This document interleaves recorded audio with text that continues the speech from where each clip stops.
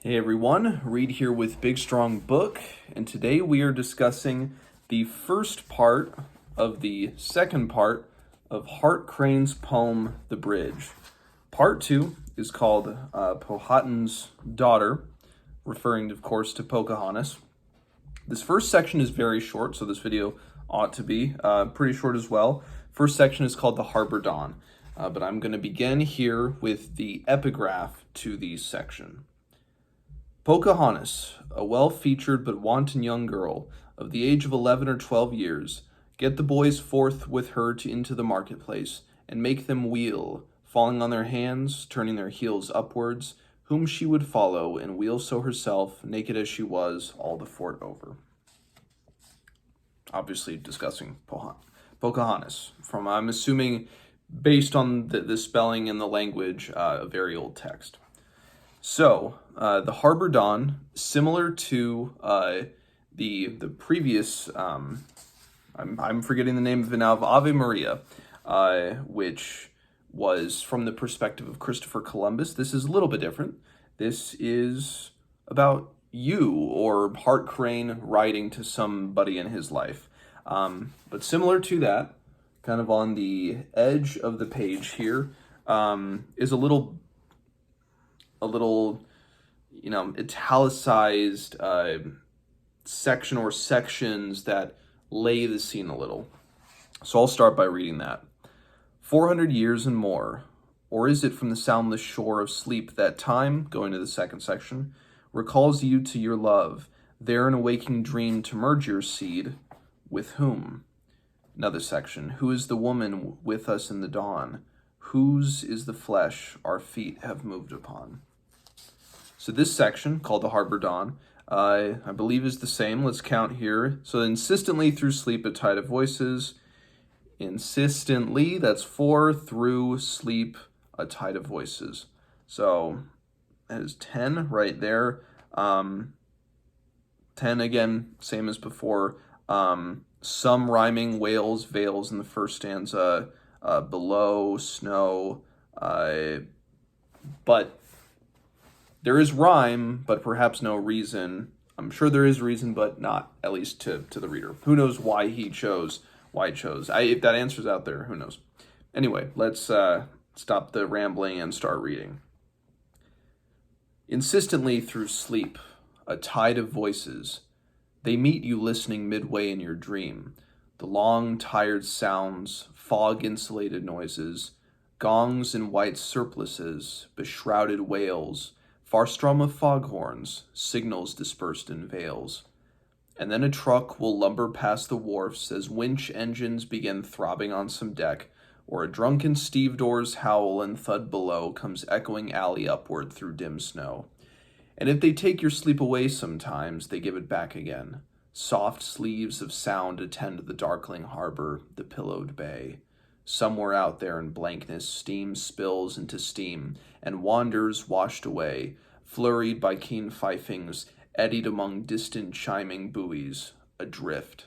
The sky, cool feathery fold, suspends, distills this weaving slumber. Slowly, immemorially the window, the half-covered chair, ask nothing but this sheath of pallid air. And you beside me, blessed now while sirens sing to us, stealthily weave us into day. Serenely now, before day claims our eyes, your cool arms murmurously about me lay. While myriad snowy hands are clustering at the panes, then it goes into an italicized section. Your hands within my hands are deeds, my tongue upon your throat. Singing arms close, eyes wide, undoubtful dark, drink the dawn of forest shudders in your hair. The window goes blonde slowly, frostily clears. From cyclopean towers across Manhattan waters, 2, 3 bright window eyes aglitter, disk the sun, released, aloft with cold goals hither. The fog leans one last moment on the sill. Under the mistletoe of dreams, a star, as though to join us at some distant hill, turns in the waking west and goes to sleep. We have our day set in New York City. When I was reading this, I was reminded of the view and philosophy of another New Yorker, somebody who's around and alive I believe, living in New York around the same time that Hart Crane would have composed this poem. The composer John Cage. For those of you who don't know, John Cage was lived the 19 teens to the early 90s, a modernist composer, certainly, or at least probably postmodern too, because he outlived the great modernists. And he was preoccupied with what could, I think, best be considered natural music.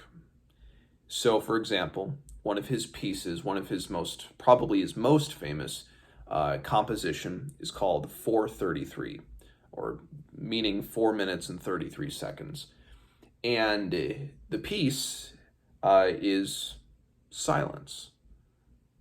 And the music is whatever natural sounds occur within those 4 minutes and 33 seconds.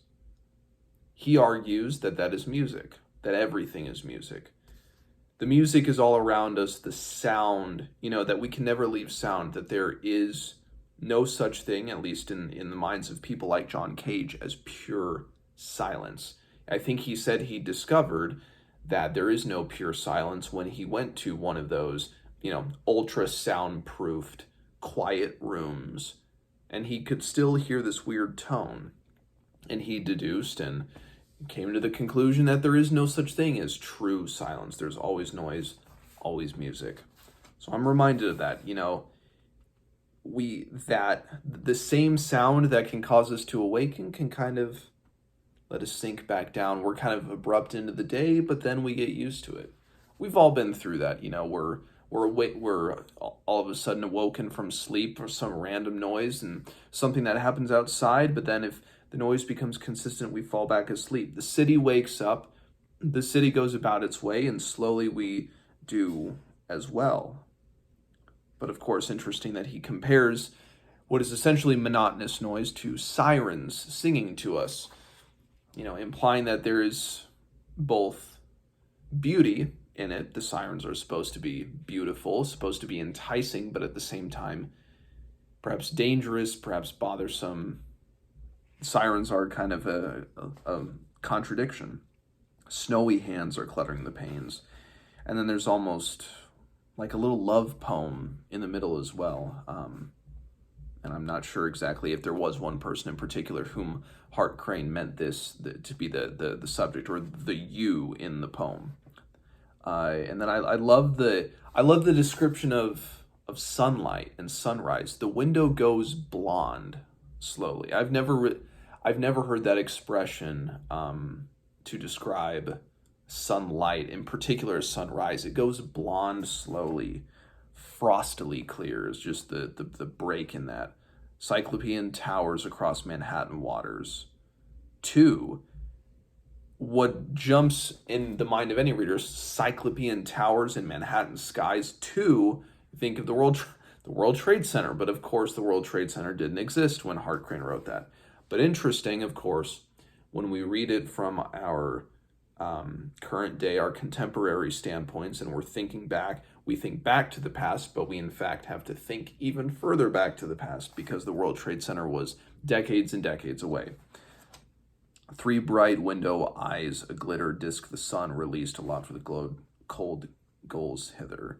And I love, because then we have the whole expanse of the day, the fog then leans on the sill, and comparing dreams, the it's the imagery that this conjures up. Under the mistletoe of dreams, a star, as though to join us, that even the sound may diminish a bit, but is still there.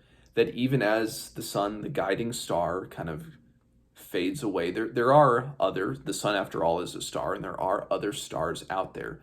That even though things may be dark, we may be going off to sleep, we're never alone out in the great universe. The sounds may diminish, but there are the stars out there, joining us from some distant hill. Turns in the waking west as the sun and goes to sleep.